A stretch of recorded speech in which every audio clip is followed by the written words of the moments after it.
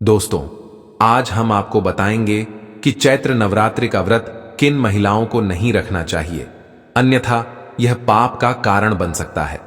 कुछ विशेष महिलाओं के लिए इस व्रत को रखना उचित नहीं माना जाता, जिससे माता रानी अप्रसन्न हो सकती हैं और इसका नकारात्मक प्रभाव पूरे परिवार पर पड़ सकता है। इसीलिए यह जानना जरूरी है कि कहीं आप भी उन महिलाओं में शामिल तो नहीं हैं।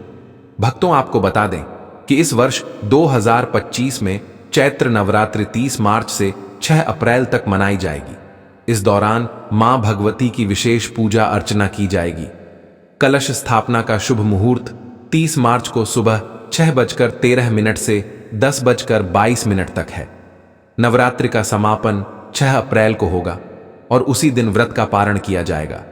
शुभ मुहूर्त में की गई पूजा बहुत ही मंगलकारी मानी जाती है, जिससे देवी देवताओं की विशेष कृपा प्राप्त होती है और भक्तों को कई गुना फल मिलता है। चैत्र नवरात्रि बहुत ही शुभ मानी जाती है। इससे घर में सुख, समृद्धि, धन, वैभव और शांति आती है तथा दरिद्रता का नाश होता है। माता रानी की कृपा से परिवार में खुशहाली बनी रहती है। हिंदू धर्म में यह व्रत बहुत महत्वपूर्ण माना जाता है, जिसे महिलाएं और पुरुष श्रद्धा और भक्ति के साथ रखते हैं। लेकिन क्या आप जानते हैं कि कुछ महिलाएं ऐसी होती हैं जिन्हें यह व्रत नहीं रखना चाहिए? धार्मिक मान्यताओं के अनुसार यदि यह महिलाएं व्रत रखती हैं तो उन्हें कठिनाइयों का सामना करना पड़ सकता है। आइए जानते हैं वे कौन सी महिलाएं हैं। अगर कोई महिला सिर्फ दिखावे के लिए चैत्र नवरात्रि का व्रत रखती है तो यह शुभ नहीं माना जाता। ऐसा करने से देवी देवताओं का अपमान होता है और इसे घोर पाप समझा जाता है। माता रानी केवल सच्चे दिल से की गई भक्ति से प्रसन्न होती हैं, न कि आडंबर से। शास्त्रों के अनुसार तलाकशुदा महिलाओं के लिए यह व्रत रखना अनुचित माना गया है। ऐसा करने से न केवल व्रत का फल नहीं मिलता, बल्कि इससे जीवन में बाधाएं आ सकती हैं। शादी दो आत्माओं का पवित्र बंधन होता है और तलाक के बाद कुछ विशेष धार्मिक अनुष्ठानों में भाग लेने से बचने की सलाह दी जाती है। अगर आप भी व्रत रखने की सोच रही हैं तो धार्मिक मान्यताओं को ध्यान में रखते हुए इस पावन अनुष्ठान का पालन करें, जिससे माता रानी की कृपा आप पर बनी रहे, जिसके बंधन में आजीवन रहना होता है। न कि अलग अलग माता रानी टूटे हुए जोड़े को स्वीकार नहीं करती। टूटे हुए जोड़े का व्रत रखना और पूजा पाठ करना शुभ नहीं माना जाता। माता रानी तभी प्रसन्न होती हैं जब पति साथ में व्रत रखते हैं। यदि दोनों मिलकर पूजा करें तो यह अधिक फलदायी होता है, बजाय इसके कि वे अलग अलग व्रत रखें। अगर कोई व्यक्ति चरित्रहीन है तो उसे चैत्र नवरात्रि का व्रत नहीं रखना चाहिए। यह बात महिलाओं और पुरुषों दोनों पर लागू होती है। जब किसी व्यक्ति की सोच और आचरण अशुद्ध हो जाते हैं तो उसकी पूजा सफल नहीं हो सकती।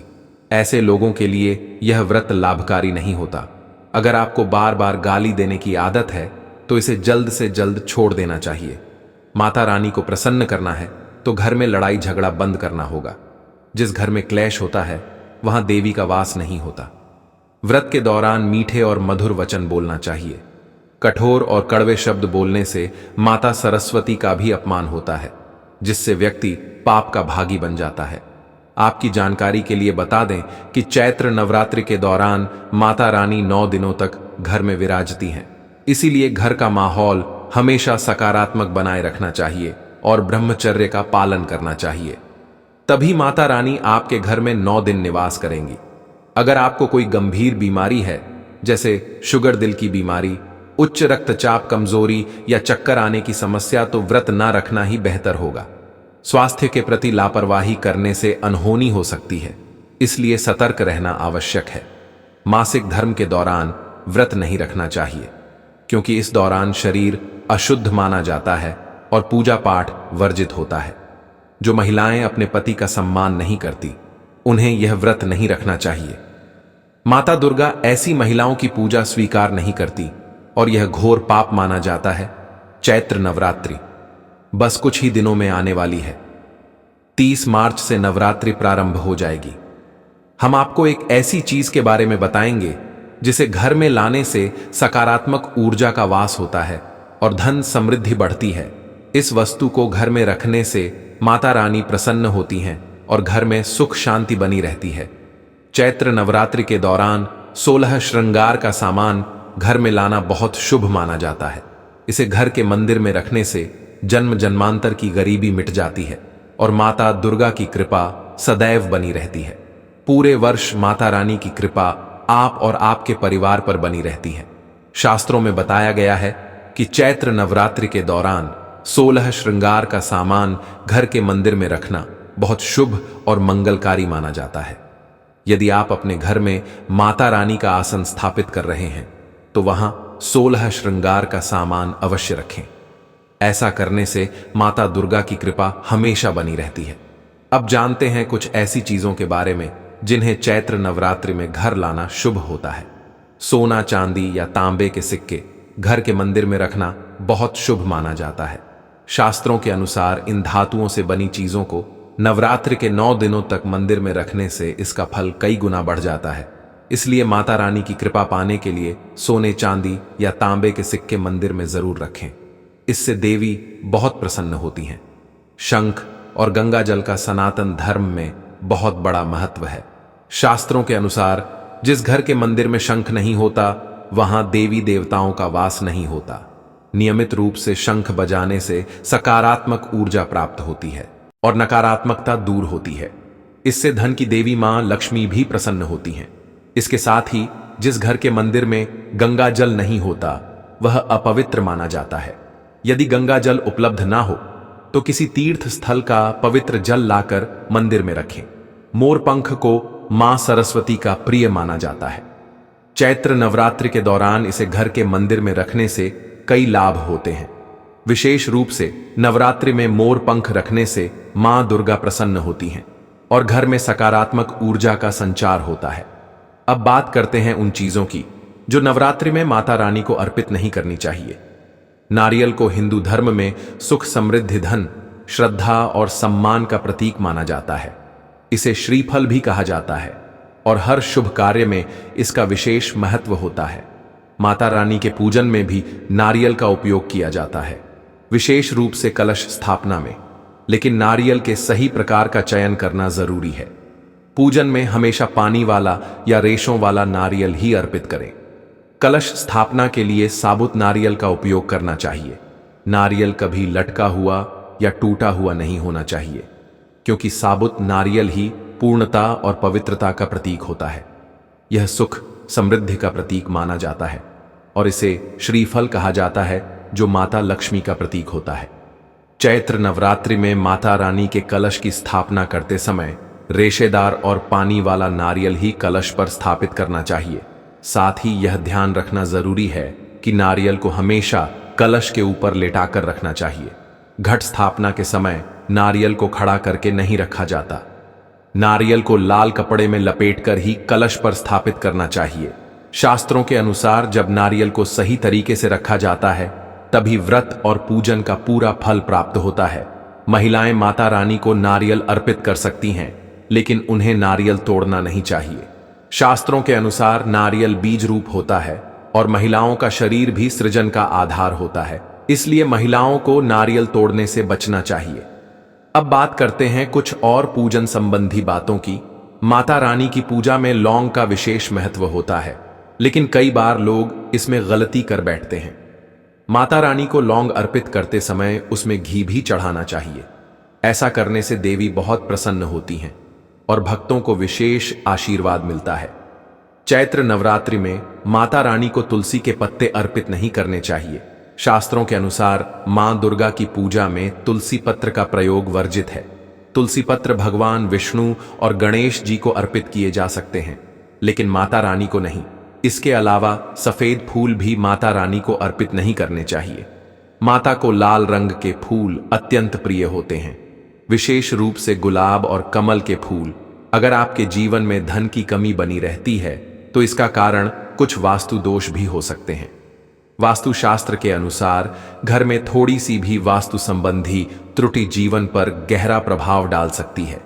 कई बार अचानक धन की हानि होती है, काम बिगड़ने लगते हैं या परिवार का कोई सदस्य बार बार बीमार पड़ने लगता है। अगर आप बहुत मेहनत करने के बावजूद भी आर्थिक समृद्धि नहीं प्राप्त कर पा रहे हैं तो इसका कारण घर में मौजूद कुछ वास्तु दोष हो सकते हैं। इन दोषों को ठीक करने से घर में सकारात्मक ऊर्जा का संचार होता है और आर्थिक स्थिति मजबूत होती है। अगर आप घर में वास्तु से जुड़ी कुछ गलतियां कर रहे हैं तो इससे आपको कई परेशानियां हो सकती हैं। इससे घर में दरिद्रता आ सकती है और आप आर्थिक तंगी का शिकार हो सकते हैं। इसलिए आपको तुरंत नीचे दी गई वास्तु टिप्स को अपनाना चाहिए। लेकिन उससे पहले यदि आप चाहते हैं कि माता लक्ष्मी का आशीर्वाद आप पर बना रहे तो वीडियो को लाइक करें, चैनल ज्ञानवर्धक टेल्स को सब्सक्राइब करें और कमेंट बॉक्स में जय लक्ष्मी माता, जय मां दुर्गा जरूर लिखें। इससे माता रानी की कृपा आप और आपके परिवार पर बनी रहेगी।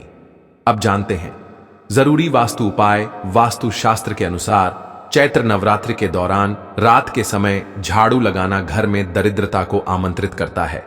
इससे धन की देवी लक्ष्मी अप्रसन्न हो जाती है, जिससे आर्थिक समस्याएं बढ़ सकती हैं। हो सकता है कि आपके घर में होने वाले आर्थिक नुकसान का कारण आपकी शाम को झाड़ू लगाने की आदत हो, जिसे आपको तुरंत बदलने की जरूरत है। अगर आपके घर के मुख्य द्वार पर नवरात्रि के दिनों में अंधेरा रहता है तो यह बहुत अशुभ माना जाता है। मुख्य द्वार पर अंधेरा होने से बनते काम बिगड़ सकते हैं और मेहनत के बावजूद सफलता नहीं मिलती। इसीलिए आपको हमेशा इस बात का ध्यान रखना चाहिए कि घर के मुख्य द्वार पर पर्याप्त रोशनी हो। कई लोगों की आदत होती है कि वे नल को खुला छोड़ देते हैं, जिससे पानी व्यर्थ बहता रहता है। वास्तु शास्त्र के अनुसार यह अशुभ माना जाता है। इससे घर के सदस्यों को स्वास्थ्य संबंधी समस्याएं हो सकती हैं, साथ ही मानसिक तनाव भी बढ़ सकता है। इसलिए पानी को अनावश्यक बहने से रोकना बहुत जरूरी है। जिस घर में साफ सफाई होती है वहां भगवान का वास होता है। इसीलिए आपको अपने घर को हमेशा साफ सुथरा रखना चाहिए। अगर आपका घर बिखरा रहता है और सामान इधर उधर फैला रहता है तो घर में लक्ष्मी जी की कृपा नहीं होती। इस कारण धन की हानि हो सकती है। इसीलिए अपने घर को स्वच्छ और सुव्यवस्थित रखें ताकि सुख समृद्धि बनी रहे। हिंदू धर्म के अनुसार घर में नियमित रूप से पूजा करना बहुत जरूरी होता है। यह नकारात्मक ऊर्जा को दूर करता है और सकारात्मक ऊर्जा को बढ़ाता है। जिस घर में पूजा पाठ नहीं होता वहां धन की कमी बनी रहती है और घर के सदस्य कई परेशानियों का सामना कर सकते हैं। इसीलिए हर सुबह उठकर अपने घर के मंदिर में पूजा अवश्य करनी चाहिए। सबसे महत्वपूर्ण बात यह है कि घर के बाथरूम और टॉयलेट के दरवाजे को हमेशा बंद रखना चाहिए। ऐसा माना जाता है कि अगर बाथरूम और टॉयलेट के दरवाजे खुले रहते हैं तो इससे घर में नकारात्मक ऊर्जा फैलती है, जिससे आर्थिक स्थिति प्रभावित हो सकती है। इसलिए हमेशा इन दरवाजों को बंद रखने की आदत डालें ताकि घर में सकारात्मकता बनी रहे और धन समृद्धि में वृद्धि हो। नंबर 7, चैत्र नवरात्रि के दौरान मुख्य द्वार पर तलवार या चाकू लगाने से बचना चाहिए। ऐसा करने से परिवार के सदस्यों के बीच संघर्ष और तनाव बढ़ सकता है। नंबर 8, अगर आपके परिवार में कोई सदस्य बार बार बीमार पड़ रहा है तो हो सकता है कि आपके घर में मुरझाए या सूखे पौधे हों। वास्तु शास्त्र के अनुसार चैत्र नवरात्रि के दौरान घर में सूखे पौधों को रखना अशुभ माना जाता है। इसलिए अगर आप घर में पौधे रखते हैं तो उन्हें रोज पानी दें ताकि वे हरे भरे और ताजगी से भरे रह। नंबर 9, वास्तु शास्त्र के अनुसार घर में चमगादड़ का आना अशुभ माना जाता है। यह घर में नकारात्मक ऊर्जा को बढ़ाता है और वास्तु दोष उत्पन्न कर सकता है। इसलिए घर में ऐसे उपाय करें जिससे चमगादड़ और अन्य नकारात्मक ऊर्जा लाने वाले जीव प्रवेश ना कर सके। नंबर 10, अगर आपको रात को खाने के बाद बर्तन बिना धोए छोड़ने की आदत है तो इसे तुरंत बदलें। वास्तुशास्त्र के अनुसार गंदे बर्तनों को रात भर छोड़ देने से मां लक्ष्मी और मां अन्नपूर्णा नाराज हो सकती हैं, जिससे आर्थिक समस्याएं उत्पन्न हो सकती हैं। इसलिए हमेशा रात को बर्तन धोकर साफ सुथरा रसोई घर छोड़ना चाहिए। नंबर 11, कई लोग जल्दी में झाड़ू को इधर उधर पटक कर रख देते हैं, जो बहुत गलत माना जाता है। झाड़ू को मां लक्ष्मी का स्वरूप माना जाता है और इसका अपमान करने से धन की हानि हो सकती है। इसलिए झाड़ू को हमेशा आदर पूर्वक रखना चाहिए और इसे इस तरह से रखना चाहिए कि यह बाहर से आने वाले लोगों को ना दिखे।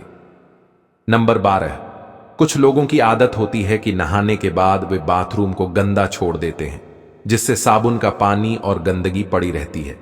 ऐसा करना वास्तु शास्त्र के अनुसार अशुभ माना जाता है। जब भी आप नहाकर बाहर निकलें तो बाथरूम को साफ करके ही बाहर आए। ऐसा न करने से माना जाता है कि वरुण देवता नाराज हो जाते हैं, जिससे धन की हानि हो सकती है। नंबर 13, हिंदू धर्म में तुलसी के पौधे को अत्यंत पवित्र माना गया है और भगवान विष्णु की पूजा बिना तुलसी के पूर्ण नहीं मानी जाती।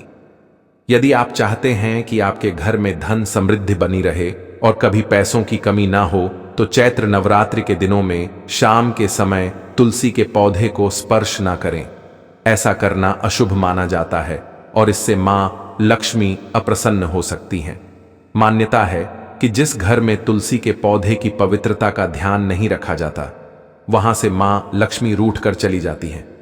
नंबर 14, सनातन परंपरा में किसी भी कार्य के लिए शुभ शुभ समय और दिन का ध्यान रखा जाता है।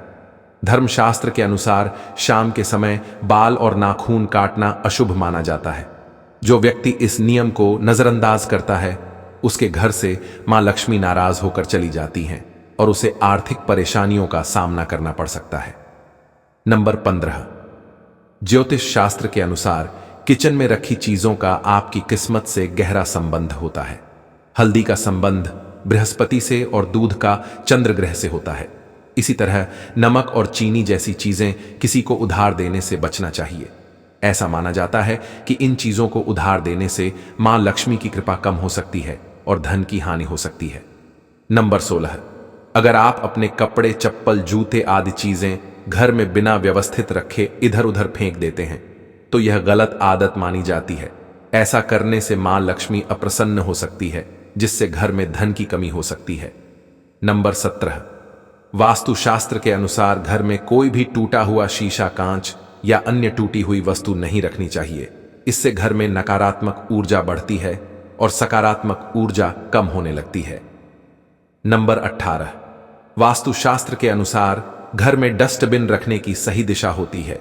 इसे कहीं भी नहीं रखना चाहिए। विशेष रूप से घर के बाहर या प्रवेश द्वार पर रखने से बचना चाहिए। ऐसा करने से मां लक्ष्मी नाराज हो सकती हैं और आर्थिक स्थिति प्रभावित हो सकती है। नंबर 19, बैठकर खाना खाते हैं तो यह बहुत गलत आदत मानी जाती है।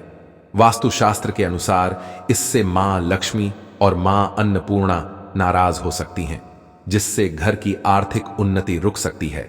नंबर 20, अगर आपको रात को खाना खाने के बाद बर्तन बिना धोए छोड़ने की आदत है, तो इसे तुरंत बदलना चाहिए। वास्तुशास्त्र के अनुसार ऐसा करने से मां लक्ष्मी और मां अन्नपूर्णा नाराज हो सकती हैं, जिससे आपकी आर्थिक स्थिति पर बुरा असर पड़ सकता है। आपकी जानकारी के लिए बता दें कि नवरात्रि 9 दिनों का पर्व होता है, जो मां दुर्गा को समर्पित होता है। इन 9 दिनों में मां दुर्गा आपके घर में विराजमान होती हैं, इसलिए हमें इन गलतियों से बचना चाहिए। नहीं तो मां दुर्गा अप्रसन्न होकर घर से चली जाती है, जिससे आर्थिक कठिनाइयों का सामना करना पड़ सकता है। इसलिए हमें नवरात्रि के दौरान इन कार्यों से बचना चाहिए। तो दोस्तों, ये थी वह जानकारी जिनका पालन करके हम मां लक्ष्मी और मां दुर्गा की कृपा प्राप्त कर सकते हैं। आपको यह जानकारी कैसी लगी, हमें कमेंट बॉक्स में जरूर बताएं और सच्चे हृदय से लिखें। जय माता लक्ष्मी, जय मां दुर्गा। अगर आप मां दुर्गा को अपने घर में बुलाना चाहते हैं तो कमेंट में जरूर लिखें।